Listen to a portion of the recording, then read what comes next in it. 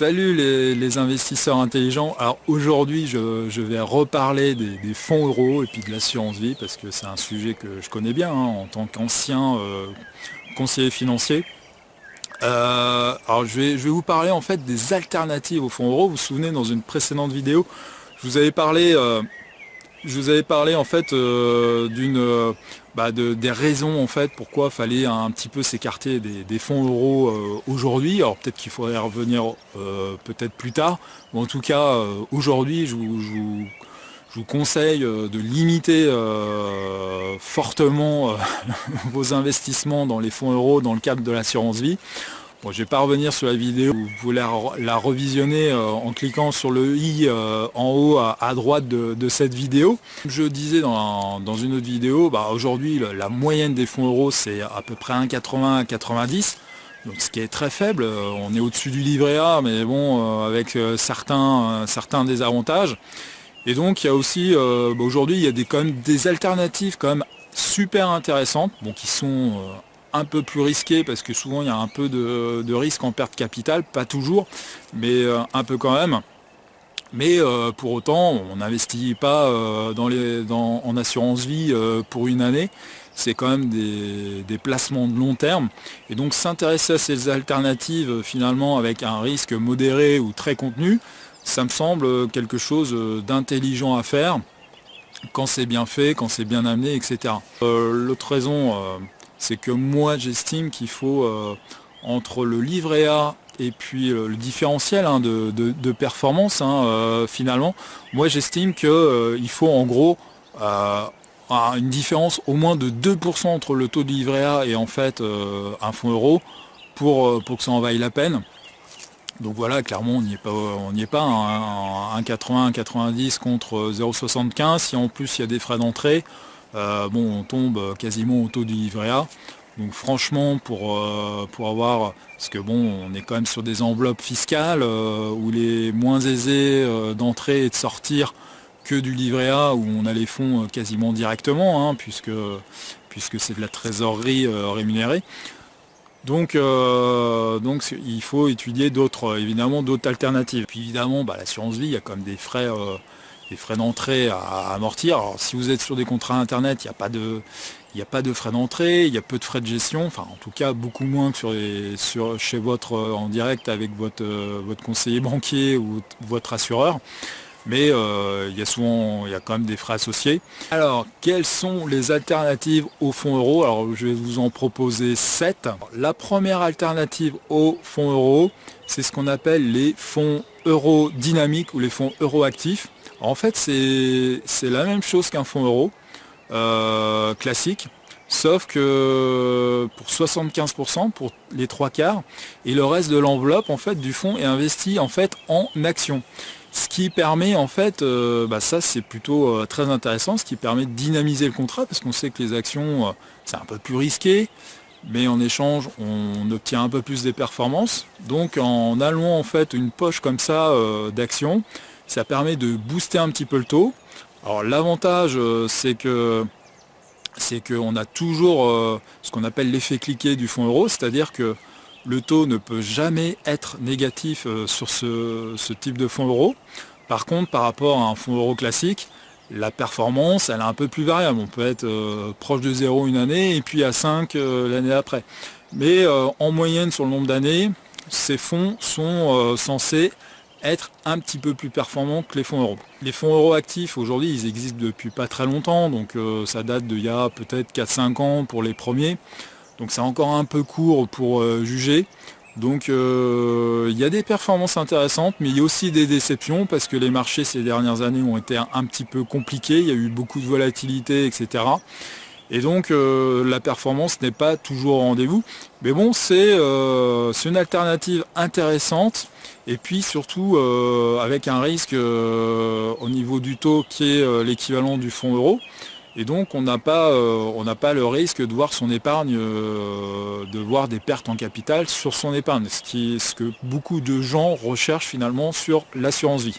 Deuxième alternative qui est un peu le petit cousin ou la petite cousine de la première alternative, c'est les fonds euro IMO. Alors c'est exactement le même principe, sauf qu'au lieu de mettre de l'action, on va mettre de l'immobilier. Donc 25% d'investissement en immobilier, ce qui permet de booster le taux. Et en plus, l'immobilier, bon, c'est un peu plus stable que les actions. Alors c'est vrai que sur le long terme, la performance est pas aussi importante que les actions, mais par contre, la performance est beaucoup plus régulière. Et d'ailleurs, les fonds euro immobiliers, sur ces dernières années, ont très très bien marché. D'ailleurs, le meilleur fonds euro, toute catégorie confondue, est un fonds euro immobilier qui est chez Rémi Pierre du groupe Primonial, qui a servi, je crois, en 2016, 3,60. Donc, quand on compare à 1,80, on fait 2 fois la performance moyenne du marché, ce qui est vraiment très intéressant et exceptionnel. Alors le taux connaît vraiment un succès, enfin le fonds euro immobilier de cette compagnie connaît un succès fulgurant. Et donc ils n'ont pas des enveloppes extensibles, parce que qui dit immobilier, derrière il faut être capable d'investir dans des biens immobiliers. Et donc on sait très bien que des biens immobiliers de qualité, il n'y en a pas non plus à foison. Et donc ils limitent les investissements pour leurs meilleurs clients ou pour les nouveaux fonds qui arrivent sur leur assurance vie. Alors, troisième alternative intéressante. Alors là, c'est une nouveauté très intéressante, qui est un peu le cousin de la première alternative avec les fonds euro dynamiques. C'est ce qu'on appelle les fonds à garantie partielle. Donc en fait, c'est un peu le même système que les fonds eurodynamiques, c'est-à-dire on garde à peu près 75% de fonds euro classiques. On investit 25% dans les actions. Par contre, cette fois-ci, les fonds ne sont pas garantis à 100%, mais sont garantis à 98%. Alors 100%, 98%, enfin franchement, on ne va pas chipoter, si un jour vous perdez 2% sur vos capitaux, ça reste quand même acceptable pour quasiment n'importe qui. On n'est pas content, mais bon, qui n'a pas connu parfois des placements en bourse hasardeux, on a perdu la moitié de ses fonds. Là 2%, c'est vraiment minime. Par contre, ça permet en fait aux gestionnaires de prendre un petit peu plus de risques et donc de corriger un peu le défaut des fonds eurodynamiques, c'est-à-dire ils ont plus de flexibilité et donc ça permet d'avoir soi-disant une performance meilleure et puis plus régulière. Donc je dis pourquoi pas, ça peut être une alternative finalement intéressante. Donc pourquoi pas essayer ces nouveaux fonds. Alors je crois qu'il n'y a qu'une ou deux compagnies d'assurance vie aujourd'hui qui proposent ces produits-là. Il y a Norcia par exemple, qui est une très très bonne compagnie d'assurance avec qui je travaille même encore aujourd'hui. Après, une alternative qui, pour ceux qui détiennent déjà de l'assurance vie, connaissent déjà, c'est la gestion profilée. Alors qu'est-ce que la gestion profilée? En fait, ça va être des mandats de gestion, donc ça va être des gestionnaires qui vont investir de manière commune pour plusieurs épargnants selon un profil particulier. Alors souvent il y a plusieurs profils, il y a le profil prudent ou sécurité, où là le risque en capital est très très très contenu. Après il y a le profil équilibré, donc on prend un peu plus de risques mais on veut un peu plus de performance. Puis après on a le troisième profil souvent classique, c'est le profil dynamique. Donc là on lâche un peu les chevaux, on prend plus de risques. Et donc, mais on a en droit d'attendre derrière aussi une performance à moyen, long terme un petit peu plus séduisante. Je vous ai dit que c'était quelque chose qui n'était pas nouveau. Alors c'est vrai, sauf qu'il y a une nouveauté, c'est que maintenant on remplace de plus en plus en fait l'homme par la machine. Et sur les nouvelles propositions, on voit ça surtout sur Internet. Il y a les robots, les algorithmes, etc. On appelle ça les robots advisors, qui vont remplacer le gestionnaire et qui vont faire les investissements, les allocations de vos investissements à la place d'une personne, selon des critères bien définis. Et ce qui permet d'avoir vraiment des performances soi-disant intéressantes, je ne vais pas regarder en détail. Et surtout plus accessible pour épargnants qui n'ont pas forcément des fonds importants. Cinquième alternative, donc c'est les fonds euro-croissance. Alors qu'est-ce que sont les fonds euro-croissance? En fait, c'est des fonds qui sont investis dans des actions françaises ou je crois européennes, pas mal de PME. Alors ça, si vous êtes sensible au développement économique français ou européen, ça a l'avantage en même temps de participer vraiment à l'économie, on va dire, locale.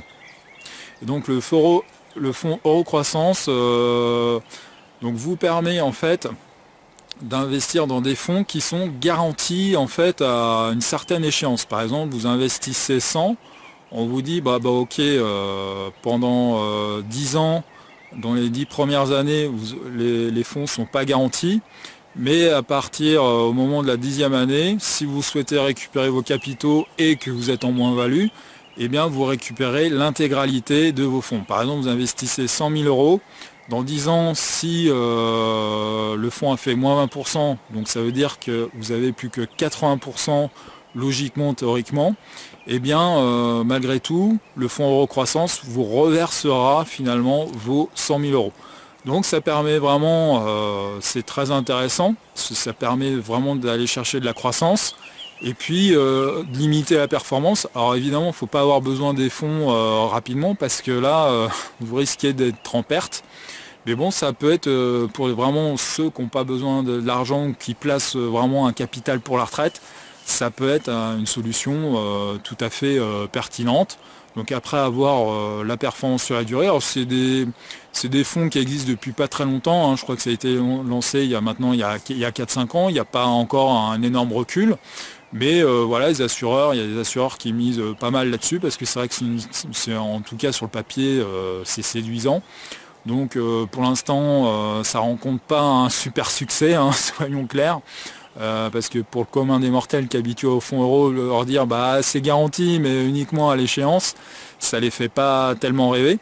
Pourtant quand on regarde un petit peu les alternatives, ça peut être une solution, pourquoi pas, intéressante pour certaines personnes.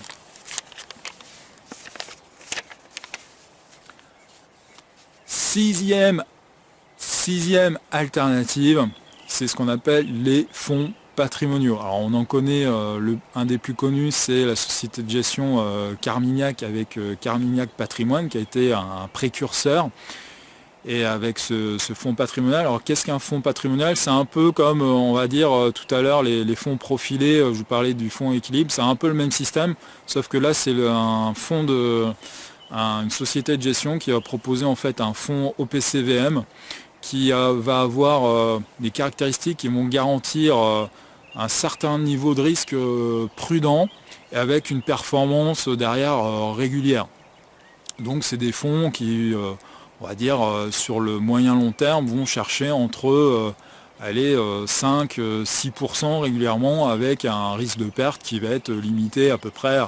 Voilà, c'est ça, 4, 5, 6%. Donc c'est intéressant, ça permet vraiment d'accéder à une performance régulière intéressante sans pour autant prendre des risques inconsidérés. Donc après, c'est comme tout, hein, il faut choisir les meilleurs gérants, les meilleures sociétés de gestion. Et donc après, c'est soit à vous de vous informer, ou alors de travailler avec un bon conseiller financier. Malheureusement, ils ne sont pas tous bons non plus. Donc voilà. Et puis parfois ils sont partisans, mais donc voilà, maintenant il y a des fonds patrimoniaux qui sont vraiment intéressants. Il y a quand même, moi j'en connais 4-5. Donc à vous de chercher, de vous informer et d'étudier en fait cette alternative qui est intéressante. Dernière alternative. Alors c'est pas un investissement en tant que soi en fait, il y a certains contrats d'assurance, ça c'est relativement nouveau. Si vous investissez dans des fonds à risque ou dans des investissements à risque dans le cadre de l'assurance vie, ils vous proposent en fait des garanties en fait contre la baisse. Donc ça c'est quand même plutôt intéressant parce que souvent la crainte qu'on n'est pas spécialisé marché financier, c'est quand même le risque en capital, le risque de perte quand on a besoin de récupérer son argent ou lors du décès, etc. Et donc on peut utiliser cette solution-là finalement pour un peu sécuriser. Alors ça fait pas tout hein, forcément, puis c'est un coût, mais ça peut être une solution intéressante. Comment ça se passe? Alors aujourd'hui c'est assez nouveau. C'est que on va investir, la société d'assurance va investir sur un fonds profilé, soit équilibré, soit dynamique. Et en fait, on va vous assurer en fait les fonds à un certain niveau de perte. Donc ça peut être moins 10% ou moins 15%. Alors c'est vrai, moins 10, moins 15, ça peut vous paraître important par rapport à ce que vous avez versé. Mais bon, moi j'ai quand même vu quantité de gens qui avaient perdu la moitié de leur fonds. Et donc, quand vous vous retrouvez dans cette situation-là, vous êtes prêt, vous seriez prêt forcément à signer pour une garantie qui vous garantit, qui vous aurait garanti au moment du versement des fonds 10% de risque maximum sur vos investissements. Attention malgré tout à cette nouvelle solution, parce que la garantie ne s'exerce qu'à la date anniversaire, je crois, du versement. Donc, par exemple, vous versez 10 000 euros au 1er janvier. Alors, on va pas dire le premier parce que c'est pas ouvert les assurances. On va dire par exemple le 5 janvier. Et donc tout la garantie en fait s'effectue pour tous les retraits, je crois, qui s'effectuent lors du 5 janvier, lors de la date anniversaire. Donc bon, faut quand même faire attention parce que le jour où vous avez besoin de vos fonds, si vous en avez vraiment besoin rapidement dans l'année, ça peut être problématique si le fonds est en perte. Donc voilà, malgré tout, c'est encore une fois une solution intéressante qui vous permet de limiter le risque. Voilà pour toutes les alternatives sur le fonds euro. Alors c'est pas exhaustif, il y en a sûrement d'autres. D'ailleurs, je vous invite à en discuter dans les commentaires hein, si vous connaissez d'autres alternatives intéressantes. Alors j'aurais pu vous citer aussi les SCPI, etc. Mais bon, la liste est longue. C'était juste mon objectif ici, c'était juste de vous faire voir qu'il y avait d'autres solutions que les fonds euros à utiliser. Il y a aussi les trackers. Avec les trackers, on peut vraiment limiter son risque avec des performances vraiment qui peuvent être vraiment étonnantes. Donc si vous avez aimé ces vidéos, si vous avez envie d'en savoir plus prochainement sur ces sujets-là, je vous invite à vous abonner à ma chaîne YouTube, hein, c'est le petit bouton rouge en bas à droite.